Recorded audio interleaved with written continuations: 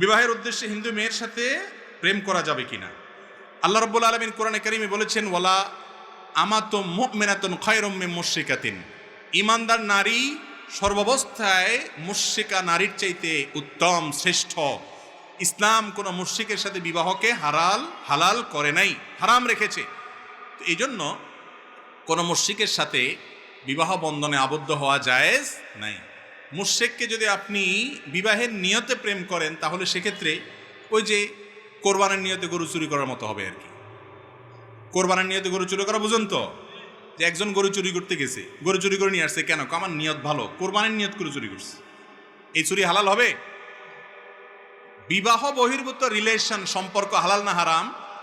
নবী করিম সাল্লাল্লাহু আলাইহি ওয়াসাল্লাম বলেছেন, বুখারীতে এবং আবু দাউদে হাদিস বর্ণিত হয়েছে, 4টি কাজ হারাম, অথচ মানুষ সেগুলোকে কিয়ামতের আগে এক সময়, এমন একটা সময় আসবে মানুষ হালাল মনে করবে। তার ভিতরে একটা হলো